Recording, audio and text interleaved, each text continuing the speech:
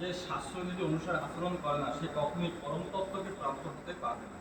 তার পক্ষে কোনো সাময়িক ফল লাভ হতে পারে, কিন্তু তার জীবনে পরম অর্থ সাধিত হবে না। সাময়িক ভালো থাকতে পারে, পরবর্তীতে তারা ভালো থাকবে না।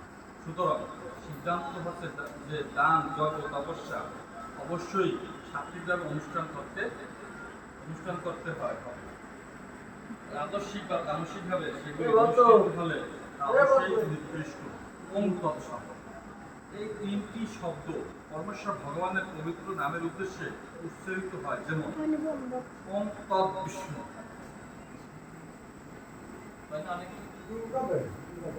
যখন কোন বৈদিক মন্ত্র বা পরমেশ্বর ভগবানের দিব্য নামের উচ্চারণ করা হয়, তার সঙ্গে ওম শব্দটি যুক্ত হয়, সেই কথা বৈদিক শাস্ত্রে বলা হয়েছে।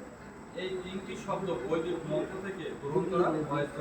ওম ইত্যদ ব্রহ্ম নৈষ্ঠম নাম ঋগ্বেদে আছে এই শব্দ। ওম ইত্যদ ব্রহ্ম নির্দিষ্ট নাম এইটুকু আছে ঋগ্বেদে। প্রথম লক্ষ্যকে সূচিত করে, এর অর্থ হয়েছে সূচনা, সূচিত। তারপরে তত্ত্বমসি ছান্দোগ্য উপনিষদ, মানে 6 নম্বর শ্লোক আছে, 8 অধ্যায় 6 নম্বর শ্লোকের দ্বিতীয় লক্ষ্য সূচনা করে এবং সবেত সৈন্য ছান্দোগ্য উপনিষদে আছে দ্বিতীয় অধ্যায় 6 নম্বর শ্লোকে দ্বিতীয় লক্ষ্যকে সূচিত করে। একত্রে তারা ওম তৎসৎ, এই যে তিনটে লেখছে, এই যে মিলেই ওম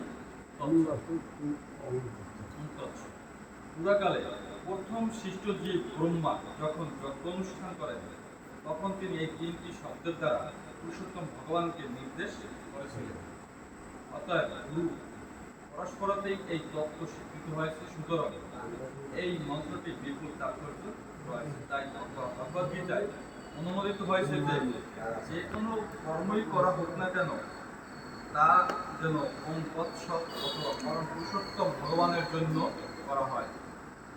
কেউ যখন এই তিনটি শব্দ সহকারে তপস্যা, দান ও যজ্ঞ অনুষ্ঠান করেন, তখন বুঝতে হবে তিনি কৃষ্ণ ভাবনাময় কর্ম করেছেন। কৃষ্ণ ভাবনাময় হচ্ছে বিশেষ জ্ঞান সমৃদ্ধ অপ্রাকৃত কর্ম, যা অনুশীলন করার ফলে আমরা আমাদের নিত্য আলয় ভগবত ধামে ফিরে যেতে পারি। এইরকম অপ্রাকৃত কর্মে কোনো রকম শক্তি হয় না।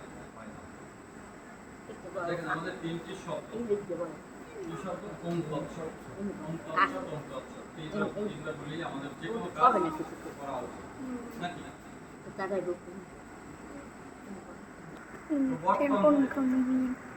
বিধান খোদাই ওম এই শব্দ উচ্চারণ করে শান্তির বিধান অনুসারে অনুষ্ঠিত হয়ে বিষ্ণু পরম পদম।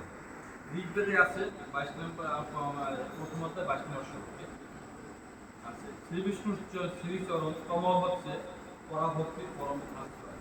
পরম পুরুষোত্তম ভগবানের উদ্দেশ্যে অনুষ্ঠিত কর্ম হচ্ছে সমস্ত কর্মের সাক্ষ্য। আমরা যেটাই করি না কেন ওই কর্ম একটা